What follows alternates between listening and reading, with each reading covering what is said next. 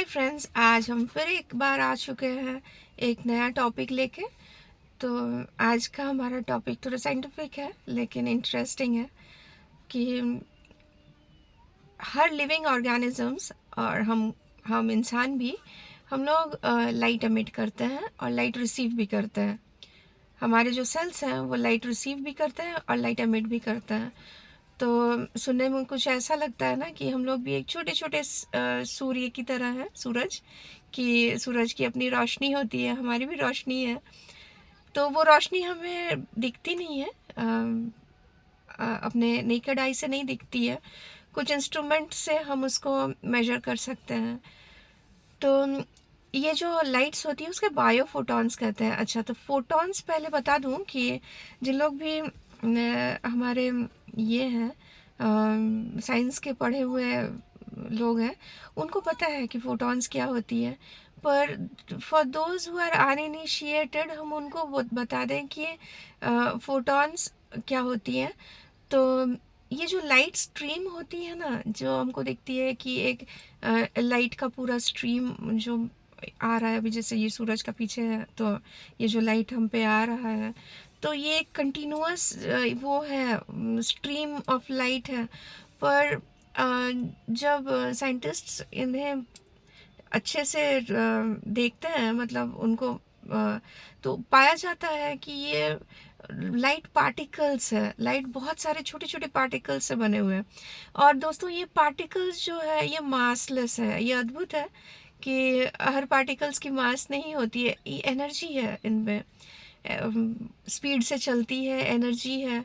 अपनी एनर्जी को दूसरे में ट्रांसफ़र भी कर सकती है एनर्जी, लेकिन ये मासलेस है।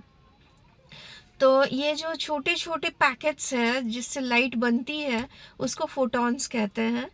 तो ये फोटॉन्स के वेवलेंथ होते हैं और फ्रीक्वेंसीज होते हैं, जिससे उसकी एनर्जी को नापा जा सकता है। तो व्हेन वी और मेजर करके हम बता सकते हैं कि ये कौन सी जो लाइट है, अगर रेड लाइट हुई तो उसका वेवलेंथ अलग होगा, फ्रीक्वेंसी अलग होगा, उसका एनर्जी अलग होगा। अगर हम ग्रीन लाइट को ले लें तो उसका अलग होगा। मतलब है कि रेनबो कलर्स जो है, हर एक कलर्स के अलग अलग वेवलेंथ होते हैं, फ्रीक्वेंसीज अलग अलग होते हैं।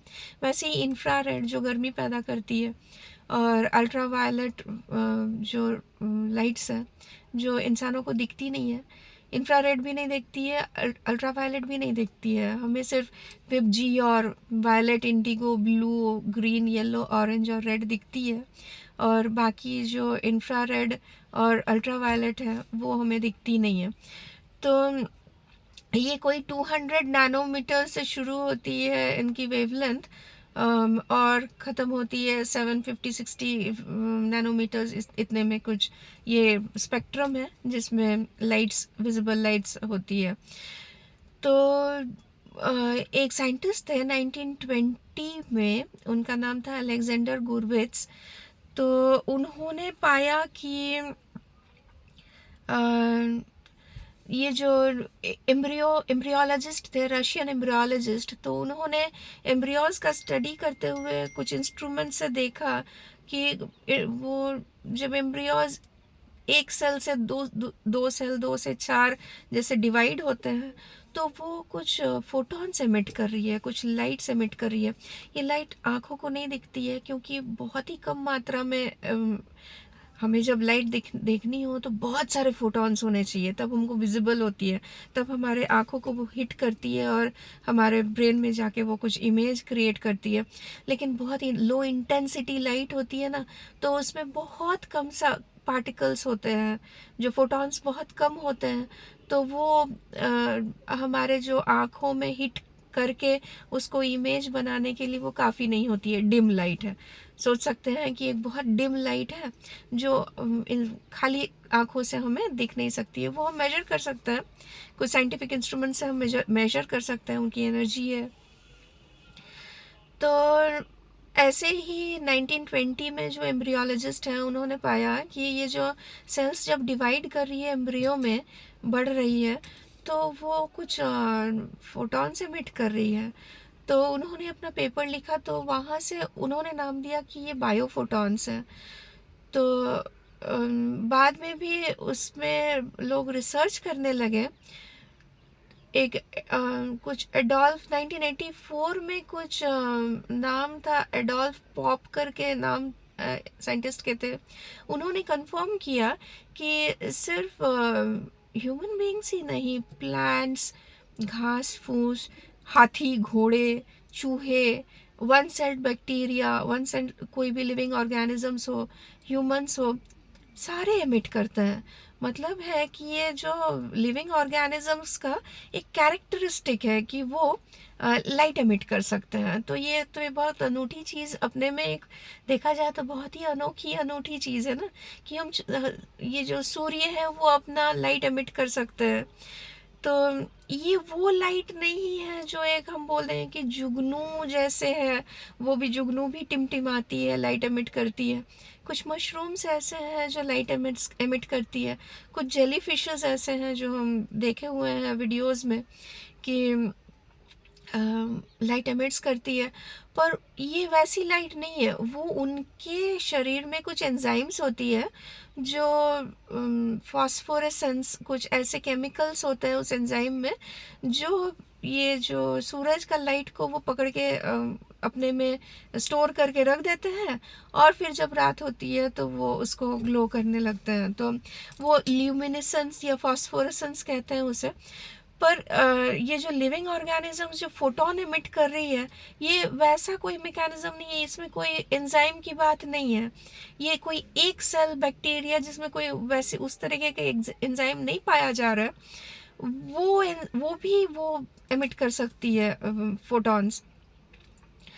तो ये जो छोटे छोटे हम सारे लोग अपने में ही एक सूरज के भांति है।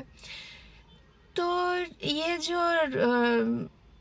और भी एक चीज़ पाया गया कि जब ये हम कोई डिस्ट्रेस में होते हैं, जैसे कि जब प्लांट्स डिस्ट्रेस में होती है, तो उनके जो रूट्स हैं वो कुछ ज़्यादा फोटॉन्स एमिट करती है। ये जो फोटॉन्स हैं, ये 1 से लेके 1000 तक नंबर्स में एमिट करती है, जो काफ़ी नहीं है हमारे आँखों को हिट करके हमारे दिमाग में कोई चित्रण पैदा कर सके, क्रिएट कर सके। ये काफ़ी नहीं है, पर ये है। तो 1984 में भी एडोल्फ वो पॉप जो है, उन्होंने भी इसको कंफर्म किया कि बायोफोटॉन्स है। तो हाँ, तो जो मैं कह रही थी कि ये पाया गया कि जब भी कोई लिविंग ऑर्गेनिजम्स डिस्ट्रेस में होती है, जैसे कि कोई प्लांट को कोई बीमारी हो गई हो, या फिर कोई काटने आया हो, हम लोग काटते हैं ना प्लांट्स जाके, तो कोई अगर प्लांट्स को काटने लगे तो वो बायोफोटॉन्स एमिट करने लगती है, एज इफ वो चीख के किसी को बताना चाह रही है कि बचाओ मुझे। और कोई कोई तो सुनने वाला होगा ना, जब वो किसी से कम्युनिकेट करने का कोशिश करते हैं। तो बाद में साइंटिस्ट लोगों ने ये भी पाया कि हम सिर्फ एमिट ही नहीं करते हैं, लाइट एमिट ही नहीं करते, हम लाइट को एब्जॉर्ब भी कर लेते हैं। तो यहाँ तक कि हमारे अभी तक का जो रिसर्च चल रहा है बायोफोटॉन्स में, उसमें पाया जा रहा है कि हमारे जो ब्रेन सेल्स हैं, न्यूरॉन्स हैं, वो भी फोटॉन्स एमिट करती है, और वो फोटॉन्स को एब्जॉर्ब भी करती है। तो ये तो बताना, हाँ, वो साइंटिस्ट लोग तो अभी वहाँ तक पहुँचे नहीं हैं, ये बता नहीं सकते हैं, पर हम ज़रूर इमेजिन कर सकते हैं। हमारे इमेजिनेशन करने में तो कोई वो नहीं है कि ये जो होती है ना कि किसी ने कुछ कहा दूर से, ये जो वाइब्स है, हम लोग जो वाइब्स कहते हैं कि किसी रूम में गए और वहाँ पे मुझे अच्छा फील हुआ, या फिर किसी रूम में गए और वो कहीं पे मुझे बुरा सा फील हुआ, तो हो सकता है लोग अपने जो फोटॉन्स एमिट कर रहे हैं और वो हम उसको कैप्चर कर रहे हैं, और उससे कुछ सबकॉन्शियस में ही अपने आप ही कुछ सेल्स में गुफ्तगू हो जा रही है, कुछ बातचीत हो जा रही है, और उन्हें पता चल जा रहा है कि क्या अच्छा है क्या बुरा है। और हमारे शरीर को पता चल जा रहा है, हमारे माइंड को पता चल जा रहा है कि ये जो वाइब्स है ये अच्छा है या बुरा है। पर ये तो साइंटिफिक नहीं है ये, क्योंकि साइंटिस्ट ऐसा बोले नहीं है, हम सोच रहे हैं। तो तार्किक है, ऐसा नहीं है कि ऐसे कुछ भी सोच ले रहे हैं। अब जब साइंटिस्ट ये इसको बायोफोटॉन्स का जो स्टडीज़ है ये रिवील नहीं करते हैं पब्लिक प्लेटफॉर्म्स में, क्योंकि उन्हें आज तक पता नहीं है कि ये कैसे एमिट करती हैं। ये जो ह्यूमन ऑर्गेनिजम्स है वो इसका नाम दिए हुए हैं कि ये लाइफ एनर्जी है। फोटॉन्स जो है, जो लाइट है, वो अपनी एनर्जी कैरी करती है साइंटिफिक टर्म्स में। तो जब ये फोटॉन्स एमिट कर रही है तो लाइट एमिट कर रही है। तो ये जो लाइट एमिट कर रही है तो साइंटिस्ट इसको कहते हैं कि लाइफ एनर्जी है। तो एक तरीके से हम, ये भी एक मापक है ना कि अगर हम, हमारी डेथ हो जाए और कोई नापने वाली इंस्ट्रूमेंट हो और वो देखे कि अब तो इसमें से कोई लाइट निकल नहीं रही है, अब हम दीप्तिमान नहीं है, वो जो हमारे कल्चरल भाषा में कहते हैं कि हम ज्योति स्वरूप है और हम दीप्तिमान है, तो हमें वो प्राण जो है वो उसमें लाइट है। तो ये जो प्राणिक एनर्जी अगर हम कह ले तो बुरा नहीं होगा, लाइफ एनर्जी। तो अगर हम हमारे लैंग्वेज में हम कन्वर्ट किए उसे, हमारे लैंग्वेज में बताए, तो प्राणिक एनर्जी ही है। तो ये जो प्राणिक एनर्जी एमिट कर रहे हैं तो डेथ हुआ है कि नहीं, इससे भी हमें पता चल सकता है कि अगर कोई ऑर्गेनिज्म वो और एमिट नहीं कर रही है लाइट्स, फोटॉन्स एमिट नहीं कर रही है, तो वो जीवित नहीं है।